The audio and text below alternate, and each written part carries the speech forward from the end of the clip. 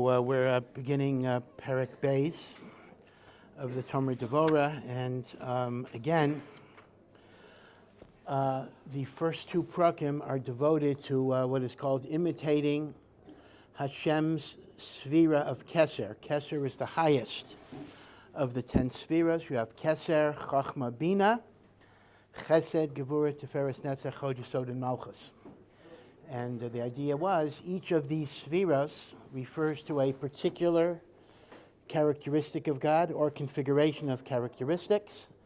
And we bring the shefa, we bring the influence of that sphera to the world by emulating that particular aspect, right? That is the yesod of the whole sefer.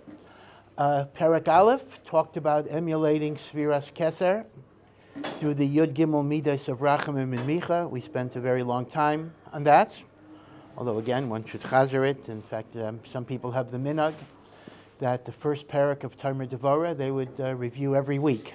This was something they mamish do every week. Now the second Perek, and this is the only sphera that the Devorah devotes two prakim to. Every other sphera is either one Perek, and sometimes more than one of the spheras is covered in a Perek. But the Keser is divided in two ways. The theme of Perek Aleph are the Yud Gimel Midas of Rachamim. The theme of Perek Beis are the 8 pathways of Anava, of humility. Now, there's a tremendous amount of overlap, but again, there's the 13 and there's the 8, and these are dealing with different types of issues. The 13 are primarily interpersonal. How do I relate to other people that hurt me? The 8 are internal pathways to develop a capacity for humility. Now, in order to understand this, some of it is a little Kabbalistic again, although Devorah is not heavily Kabbalistic, but it is based on Kabbalah. Remember, it's part of a much larger Sefer Elima that deals with many Kabbalistic ideas, is that you just have to keep in mind a certain picture. This is always a risky picture, and that is the spheros that are emanations from God are often described in somewhat physical ways. So the 10 spheros are described in the shape of a human body, among other things. The sphera of Keser is the head. You know, the head is man's crowning glory. And then the head also includes Keser, Chachma, Bina. Actually, all 3 of the spheres are in the head, and they are called the mocha. They are called the brains of God. Chesed is the right arm. Devorah is the left arm. Tiferes is the torso. Netzach is the right leg. Yesod is the left leg. Hod. Hod is the left leg. Yesod is the male organ. And then Malchus is called the feminine aspect of creation. So just in terms of metaphorically, what is being described here is that the 6 lower spheros, coupled with Keser, Chachma, Bina, unite with the feminine element in creation that is called Malchus. And just as sexual union produces life, so too the unification of the spheros with Nukva, with Nekeva, which is Malchus, produces all of the bracha that comes into the world. Now, this is notoriously a difficult idea. It's not so difficult to describe. I mean, I just described it. Essentially, that in the spheros there is sexual union, which produces life, and therefore the concept is that human sexuality is mimicking the divine union. And that is why in Judaism the relationship of man and wife is considered to be very holy, because it is essentially imitating the processes of God. But the real problem, the billion-dollar problem, is the notion of multiplicity within God. I mean, what do you mean? What do you mean that the 6 lower spheros plus Keser, Chachma, Bina unite with Malchus? I mean, Keser is Hashem and Malchus is Hashem. What are you talking about? Different parts of God uniting. God is an indivisible whole. There is no separation of God. In fact, the truth of the matter is, even before you get to the sexual union, you're going to have a problem. As some have argued, the whole notion of the spheros, separate spheres of energy, seems to be a contradiction to the simple unity of God. So on one hand, you hear people say today, if you don't believe in the Zohar, you're an apikoros. People will often say that. On the other hand, it has been said, if you believe in the Zohar, you're an apikoros. Because the Zohar's doctrine of the spheros, which it goes all the way back to the Zohar, is a contradiction to the undivided unity of HaKadosh Baruch Hu. So it's not for me to be machriya on those types of questions, other than I think I can safely say that given the fact that it's not just the Arizal, but the Gra and the Ramchal and really almost everybody have accepted the spheros system as valid. So you can't say it's apicorsis because such great people have accepted it, but it is problematical. And part of why typically people are discouraged from learning Kabbalah is that they may misunderstand this idea and look at it as a multiplicity, when in fact it is only a metaphor for how God interacts with the universe as if, but it's not describing the reality. So what is the reality? That's kind of beyond us. Now, the Ramak himself gives a beautiful mashal about the spheres, but that's not going to quite answer the sexual union aspect. The Ramak says that the spheros are like different colored glasses. You can have a blue glass, a red glass, an orange glass, a purple glass, and you pour clear water into the glass. So in the blue glass, the water looks blue. In the red glass, the water looks red. But it's all the same water. It's just the vessel in which the water is contained makes the water look as if it's different. So the Ramak says the spheros are manifestations of Hashem. So we have Rachamim, we have Din. I mean, just you see different manifestations of God, but it all comes from a separate essence. From a single essence. So when we talk about the sphera of Chesed, the sphera of Devorah, these are simply manifestations of God's undifferentiated essence. And even without Kabbalah, we understand that. We understand in the world sometimes there's Din, sometimes there's Chesed, sometimes there's Rachamim. I mean, this is something that it's obvious that God manifests himself in different ways.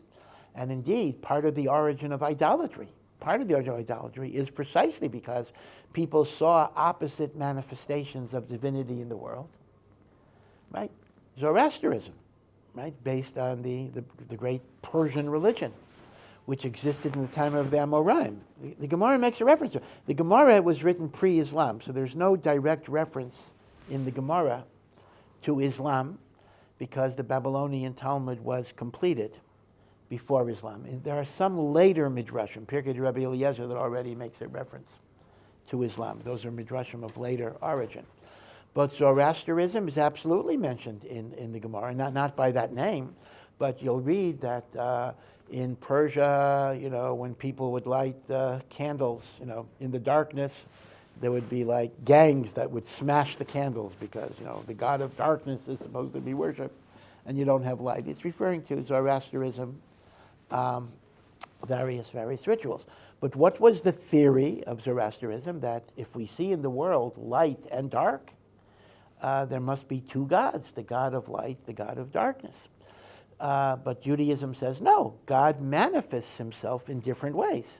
And therefore the Ramak argues there's no contradiction to unity of God, that God has different manifestations. In fact, lehepech, because God is infinite, within the unity of God can exist all possibilities. And therefore the fact that you have contradictory possibilities is in no way a contradiction. So I think the Ramak's metaphor is a very simple metaphor to understand the spheros are not a contradiction to unity because they're simply different colored glasses.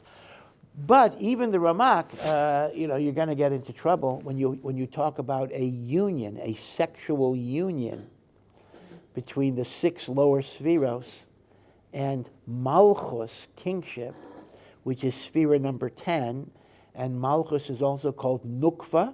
Nukva means the female, And it's also called Shekhinah. That's why Shekhinah is female, because it's a unification between the masculine element of God and the feminine element of God. Remember, I had mentioned that this is in the Shem Yichud. The Shem Yichud was a prayer that was introduced by the Kabbalists before you do certain mitzvahs. Most Sidurim have it. For some, it's inconsistent. It doesn't have it for everything, but there's L'Shem Yichud before spheros ohr. Some say it before tefillin. Some say it before tzitzis. And what does the formula say? L'Shem Yichud kutsha barichu ushechinte. I am doing this mitzvah to effect a unification of HaKadosh Baruch Hu and His Shekhinah. I am doing this mitzvah so I will unify HaKadosh Baruch Hu and His Shekhinah. And what that actually means, just in terms of translation, is Kudsha Barichu is a reference to the 6 lower masculine spheros, Chesed, Devorah, Tiferes, Netzach, Hod, Yesod. The Shekhinah is a reference to the feminine aspect that is called Nukva or Malchus. So we have 3 names: Nukva, Malchus, Shekhinah. And via the sexual union, the Chibor, the Yichud, all of the brachos come into the world. Otherwise, they're kind of inside the masculine. It is the connection with Malchus and Shekhinah. Same thing. That releases them.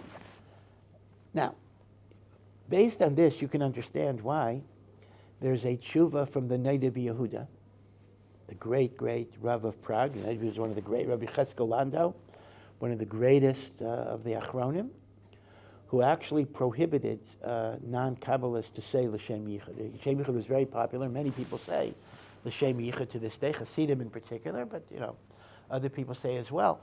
And he was very much against it because it has certain ideas which, if we don't understand the ideas thoroughly, could lead to the idea that God has sexual relations with himself. Like, what does it mean? I don't know what it means. I'll tell you the truth. I'm not here to tell you that I know what it means. But there is the notion of Hashem connecting to the masculine and the feminine elements. And therefore, when male and female connect with Kedusha and the like, they are mimicking a process that is within God. And so, again, now the Talmud Devorah doesn't talk about that much. He's talking about emulating Hashem with Midos and the like. But it's the same theory, the same mechanism is at work, that by our doing what Hashem does, that causes Hashem to do it. And therefore, the chibor of ish v'ishtay, when it's done b'kedusha, also affects yichudim between kudsha barichu ushechinte. Okay, I hope at least on a translation level, this is making sense. Okay, so these ideas are very, very difficult to understand, but in fact, to confuse a little more, Kabbalah is often described. This is a secular description, as a. I'm going to get in trouble here. As a Neoplatonic system. What do we mean by Neoplatonism? Well, if you go back to Plato, by the way, the Rambam didn't like Plato. The Rambam was a great fan of Aristotle, but he considered Plato to be too mystical. The Rambam says Plato has too many, mystical ideas. He says it's not based on the logical rigor of Aristotle. So the same way the Rambam may have had a problem with Kabbalah, he had a problem with Plato, because Plato, in a sense, from a non-Jewish pagan perspective, Plato was somewhat of a mystical thinker. And Plato developed the notion of what are called ideas. And he meant it a little different than we use the word today, but he basically saw the notion of physical reality is simply a tangible concretization of a spiritual ideal, or idea. Ideal is actually would fit modern usage, that exists in the abstract. So we talk about a Platonic table, that in Shamayim, or whatever Plato believed in on that level.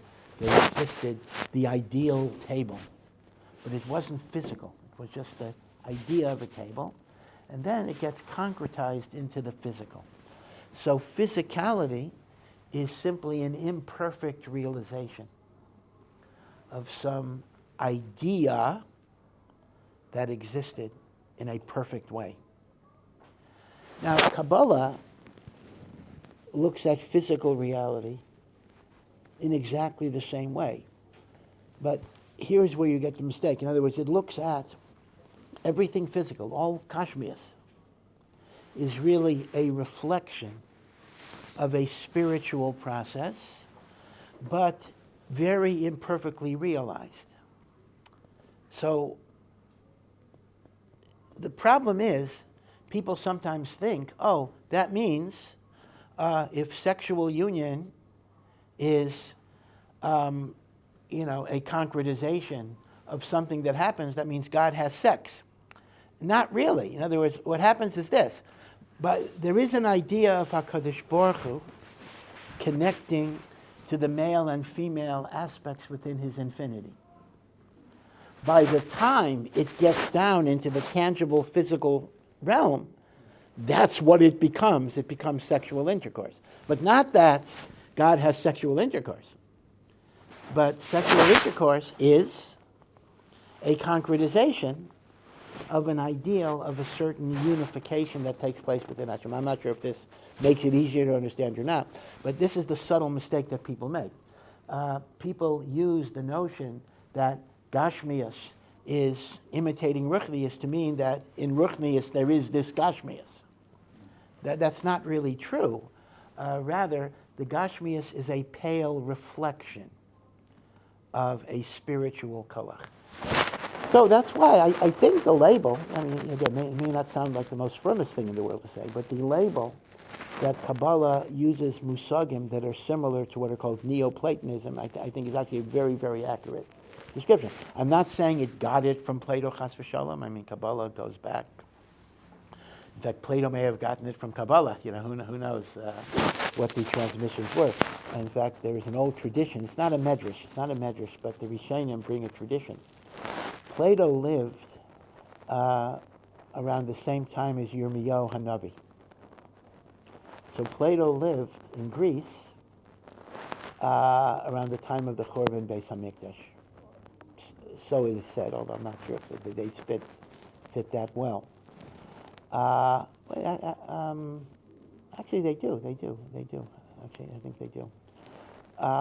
So the story goes that after the Gullus, Yirmiyahu found himself in Greece or something, and Yirmiyahu meets Plato. And Plato sees that Yirmiyahu is in extreme grief over the Churban Beis Hamikdash. And he asks Yirmiyahu, what are you crying about? What's the big deal? It's just a building. And Yirmiyahu said to Plato, this is again, I don't think it's a true story actually, but the Rishonim bring it as a folk tradition, that Plato asked Yirmiyahu asked Plato, are there any philosophical questions that you don't have answers to? And Plato said, I have a bunch of these questions. And Yirmiyahu explained it to him. And Plato said, how do you have so much wisdom? He says, it came from that Beis Hamikdash that through Hashem brought divine wisdom into the world. And that's why I'm crying, because the Beis Hamikdash that symbolizes the Shekhinah in the world was a great, great source of wisdom. So based on that, instead of calling Kabbalah Neoplatonism, we can call Plato's system, old Kabbalah or whatever it is. Who knows who got what from what? But that's the idea. L'shem yichud kutcher brichu shechinte. And as I say, the Noda B'Yehuda was very, very much against people saying l'shem yichud if they don't understand it. Again, people have their minhagim, and whatever your minhag is, you don't have to change it. But this was his thing. So, based on this idea that the spheros are configured like a body, Keser is said to be the head of the body. Right? So Keser is like a divine head. Doesn't mean God has a physical head, but there's a spiritual configuration of divine energy that is focused on the head. So what Perek Sheni does is try to develop what the Ramak calls Sod Harosh, the secret of the head, based on the idea that Keser is a configuration of the divine head.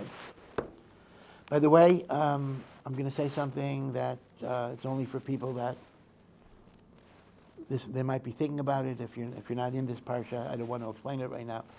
This is not a reference to Adam Kadmon, which is primeval man that is before the spheros. Here we're talking about the world of the spheros, meaning there is a primeval Adam, configuration of energy, from which all of the spheros emanate.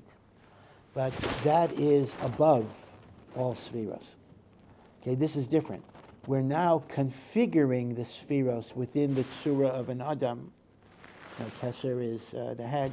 That is not Adam Kadmon. Adam Kadmon is a type of configuration that is above and beyond the spheros. Maybe we'll get to it maybe a little later, but don't confuse it. Don't confuse it. Okay. So we have here the Sod Shebarosh. So the first thing the Tomer Devorah says, I'm going to give you a little bit of an outline first, and before we flesh out detail, is that there is a kololiistic message of the Rosh. Before we get into eyes, ears, nose, mouth, what does the head represent generally? The head. What is the Sod Shebarosh? So he says, this is the Midah of Anava. The dominant characteristic of God's head, so to speak, which is the Keser, is the Midah of Anava. And why is that so? Because Keser, by definition, is always looking down. Right? We talk about a Baal Gaiva in human terms as one who lifts up his head.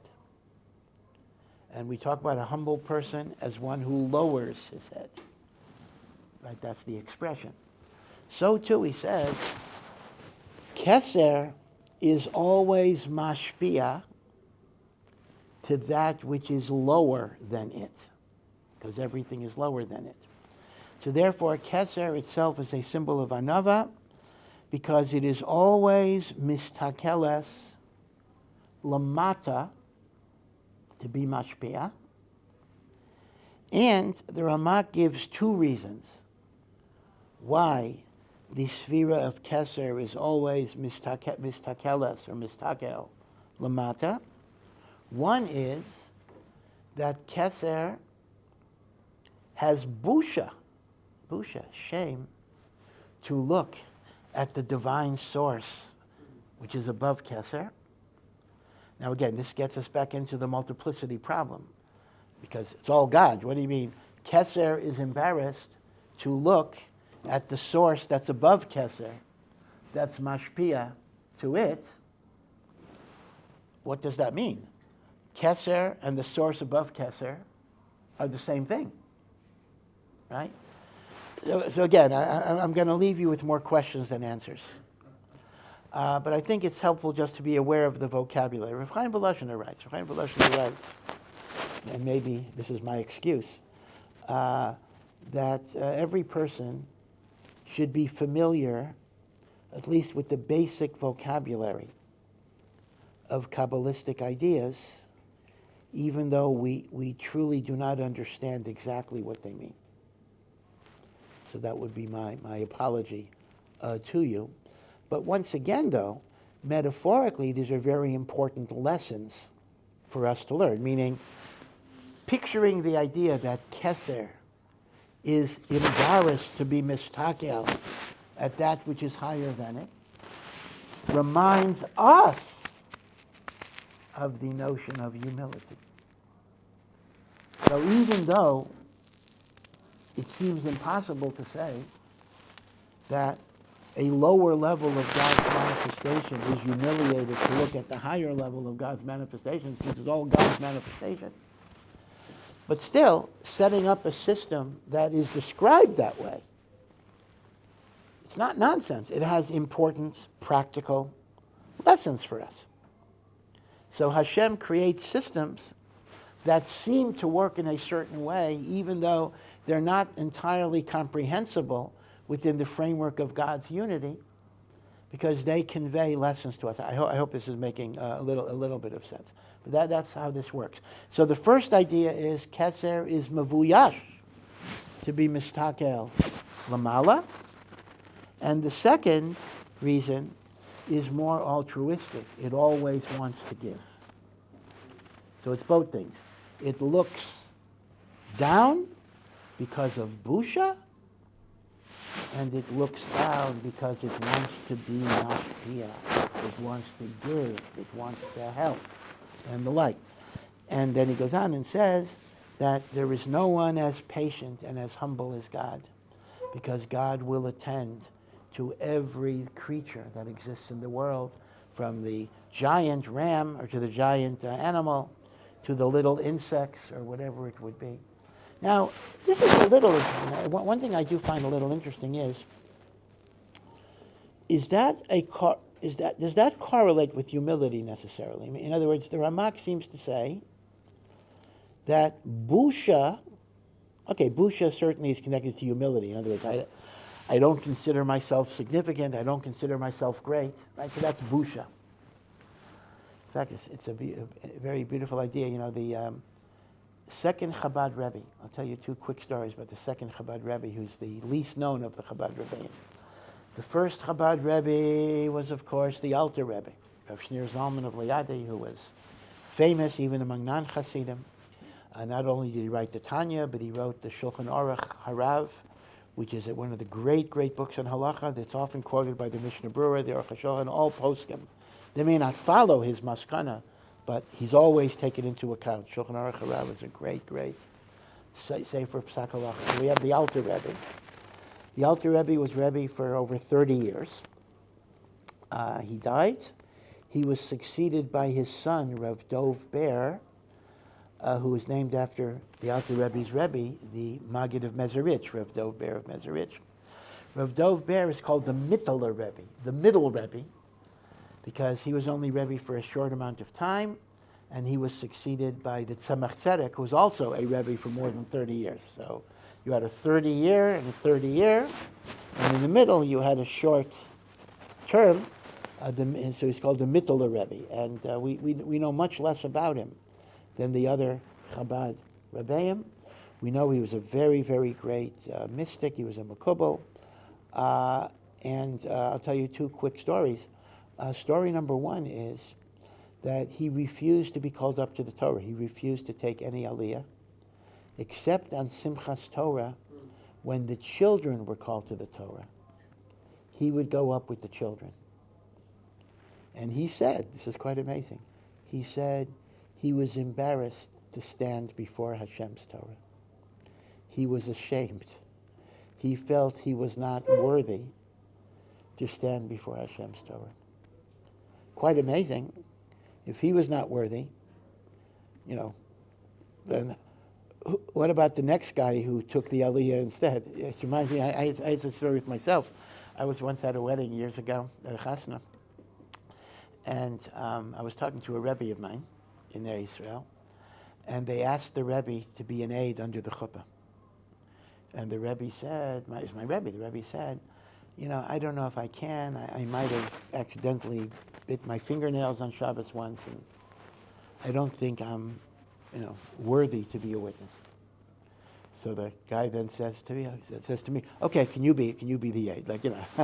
Whatever I say. My Rebbe just said he was not worthy to be a witness, and okay, you do it. Right? So it's like, so the Rebbe says, I'm not worthy to have an aliyah, and then they go to this guy, okay, you take the aliyah, okay, whatever it is.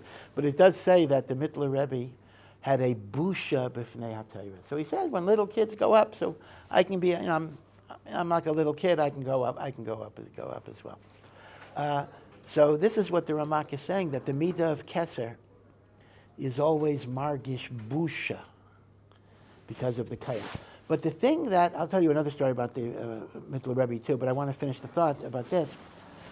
But then the Ramak gives another reason why Keser is always mistakel lamata, because its greatest desire, this is the famous idea, is to bestow goodness. It always wants to bestow goodness.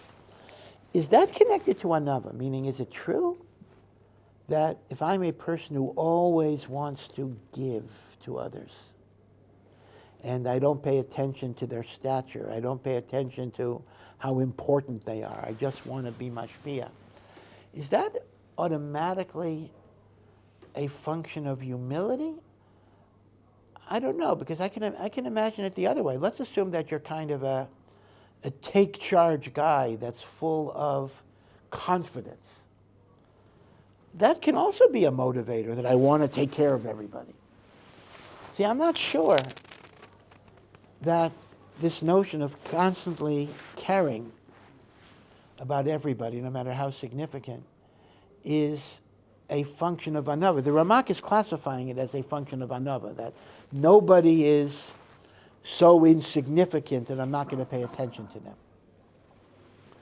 But I don't know, I'm a supik a little bit, because I can also see it as a function, I mean, you could even say it's a function of gaiva and overconfidence, that, I'm so confident in my abilities to run the situation that I'm going to take care of it. But it could be, aliba diemes, when you have gaiva, you might think you're going to run the world, but you're literally not going to see the small people. Meaning to say, the Baal Gaiva doesn't even notice. You see, it's very interesting. In order to notice that which is seemingly small and insignificant, you can't have ego. When you have ego, you're not going to see things. Right? So I think the Ramaka therefore is saying the notion that Hashem is mashpia on everybody. I've told you many times before. Forgive me if my little story with Moshe Feinstein, that when I was 9 years old, I used to visit Connecticut for a while. So I was zocha to be in the car that took him to davening. And as I remember, I watched him. I was in 4th grade, and I never spoke to him, but I was watching everything. And I saw many, many amazing things. But I would go to shul in the morning, and then I would walk to school. School was like 3 blocks away. And one time it was raining, and I was still davening, and I had the key to the shul, whatever it is. I would lock up afterwards. And I'm davening, I'm alone in the shul, and there's a knock at the door, and the guy who took us to shul came, and he said, Rabbi Feinstein noticed that it was raining, and he remembered that you were in the car, and he asked me to come back and give you a ride to school. Imagine this. Now, walking 3 blocks in the rain didn't bother me then, and it actually doesn't even bother me now. It would be no big deal. And all the people who knew me, they didn't think it was a big deal. None of them volunteered to come back and give me a ride. But the Gadol Hador noticed a kid that he didn't even speak to, and he didn't want that child to walk in the rain, so he sent them back to give me a ride. So what do you see? You see that the great person notices everybody. The greater you are, the more you notice even the smallest people. I have to say, that's a memory that I literally, never forget. I mean, I think about constantly. And that's the Tomer Devorah's idea that humility is connected to taking care of everybody. Because otherwise you're not going to notice the people who aren't important. Now, as an aside, I mentioned the Mittler Rebbe. I want to tell you another story about the Mittler Rebbe that's not connected to the shtickle in the Tomer Devorah. And that is that somebody was once reading the Tochacha, Kriyas HaTorah, Vayikra, all the curses. And the Mittler Rebbe fainted. He heard these awful curses, these awful punishments. He just fainted. So somebody asked him, he says, listen, you've been listening to Kriyas HaTorah, for 50 or 60 years. He says, why did you faint now? You didn't faint before. He said, this is when his father was still alive. He says, normally my father is the Baal Koreh. This Shabbos he wasn't the Baal Koreh. When my father read the Tochacha, somehow it didn't feel like a curse. Somehow he read it in a way that I understood it's really part of Hashem's brachos. But my father wasn't here this Shabbos. This is the first time I heard the Tochacha from a regular Baal Koreh. I said, oh, wow, I never realized, it was such a bad thing. So then I think that just shows you that the Baal Tanya was able to make people understand that even the devastating curses of the Tochacha are part of HaKadosh Baruch Hu's blessings. Okay, so this is what is called, once again, the Sod HaRosh, the overall secret mystical meaning of God's head, which is the sphere of Keser, is the idea of Anava, which is always looking down, both because of its shame at looking at something higher than it, and its desire to give and to be mashpia. Now, what he's then going to do is, he's then going to carry out this analogy very, very far to kind of subdivide every part of the head, the forehead, the eyes, the ears, the mouth, etc., and the face, or the overall face as well.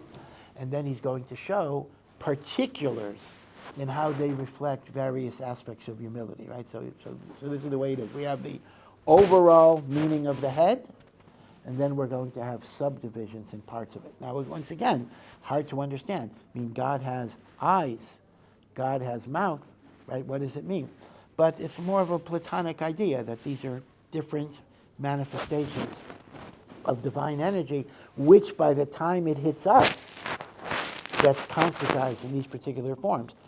So this is an interesting twist on the idea that the Torah itself uses these metaphors, right? The Torah talks about the eyes of God, the hand of God, the ears of God. Right? These are expressions that are used. So what does that mean? So the Rambam already tells us these are metaphors, and when God sees, since we see with our eyes, we talk about the eyes of God. When God does, since we do with our hands, we talk about the hands of God, but God doesn't have hands and God doesn't have eyes. That's what the Rambam would say. The Kabbalim say it differently. They say God does have a hand. It's we that don't have a hand. Meaning, we think a hand is this. No. This is a pale reflection of the Platonic hand. Lahabdil. In other words, instead of saying, this is a hand, and since God doesn't have this, it's a metaphor, the Mukubalim say the other way around. Our hand is a metaphor for the divine hand, the divine eye, the divine ear, the divine mouth. See, very different. So both the Rambam and the Mukubalim agree that God does not have this. Yeah, that's true. But is it the idea that God doesn't have a hand at all, it's only a metaphor for action? Or no, there is a spiritual aspect of hand and ears. So you see clearly from the Torah Devorah, but really all the Mekubalim, that there is indeed a divine hand, a divine ear, a divine mouth. And all of this is in the Sod HaRosh. All of this is the Sphera of Keser. And we then emulate with our eyes, with our ears, etc. Right? So it's a kind of a different way of looking at it. Thank you for listening to this Awesome Erech production. To find out more and to partner in our mission, please visit ohr.edu.